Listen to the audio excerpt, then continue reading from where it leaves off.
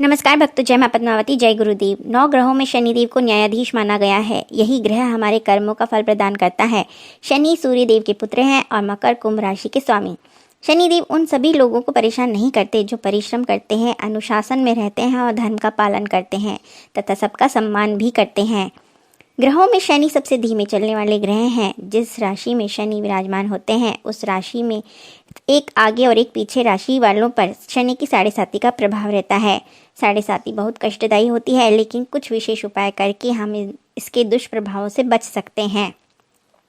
शास्त्रानुसार शमी को शनि का पेड़ माना जाता है। शनिवार शाम को शमी के पौधे के नीचे दीपक जलाने से शनि संबंधी पीड़ा से निजात मिलती है। शनि मारक हो तो शमी की लकड़ियों पर तिल के दानों से हवन करना चाहिए। 7.5 और ढैया के प्रभाव को कम करने के लिए ये उपाय बहुत ही लाभकारी है। शनि के प्रकोप से बचने के लिए शनिवार के दिन लोबान की धूप जलाकर पूरे घर में उसका धुआं करें। लोबान शनि को प्रिय है। लोबान शनि का प्रिय एक ऐसा पत्थर है जिसकी धूप करने से शनिदेव की कृपा प्राप्त होती है और नकारात्मक शक्तियों का अंत होता है। लोबान में सबसे अधिक लोहा पाया जाता है, जिसके जलने से एक विशिष्ट प्रकार की गंध का धुआं उत्पन्न होता है, जिससे शनिदेव प्रसन्न होते हैं। संतान प्राप्ति के लिए, शनि पीड़ा की शांति के लिए शनिवार के दिन पीपल के नीचे सरसों का तेल का दीपक जलाना चाहिए। मान्यता है इससे शनि दोष से राहत मिलती है। शनिवार को काले तिल का दान करें। चमड़े जूते का दान करना भी शुभ माना गया है। शनिदेव पश्चिम दिशा के स्वामी माने गए हैं, इसलिए इनकी पूजा करते समय या शनि मंत्रों का जाप करते समय भक्त का मुख पश्चिम दिशा में होना चाहिए। शनि कर्मफल दाता है और ये सब जानते हैं, पर मानते या विश्वास नहीं करते। इसी कारणवश कर्म से भटकाव और दिशाहीनता रहती है। किसी ने कोई बुरा किया हो तो उस व्यक्ति को बुरा मत कहो और उसे माफ़ कर देना ही यह कर्मों को हमारी प्रगाढ़ता प्रदान करता है, क्योंकि उसे द्वेष भाव रखने से एक नया कर्म जन्म लेता है और जिसको हम बुरा बोलते हैं वह एक नए कर्म फल को हमें जन्म देता है। इसलिए उस कर्म के जाल में हम फंसते ही जाते हैं और आगे बढ़ने का मौका नहीं मिलता। माफ़ कर देने से वह कर्म ठीक होता जाता है और सफलता की तरफ हम आगे बढ़ते चले जाते हैं। शनि महाराज की मजबूती का यही एकमात्र सूत्र है कि अपने कर्मों से ऊपर पूर्ण ध्यान लगाकर कर्म के ऊपर के विश्वास को रखकर केवल कर्म ही करना चाहिए। जिन भी व्यक्ति की कुंडली में शनि पीड़ा दे रहे हैं उनको टाइम का पाबंद होना बहुत ज़रूरी है। दिनचर्या को ठीक रखना चाहिए। समय पर सारे काम करना चाहिए, यानी समय पर सोना और समय पर ही उठना चाहिए। झूठा वादा कभी नहीं करना चाहिए। इससे शनि की मजबूती बढ़ती है और इसका प्रभाव अंदर तक बदलाव देखने को मिलता है।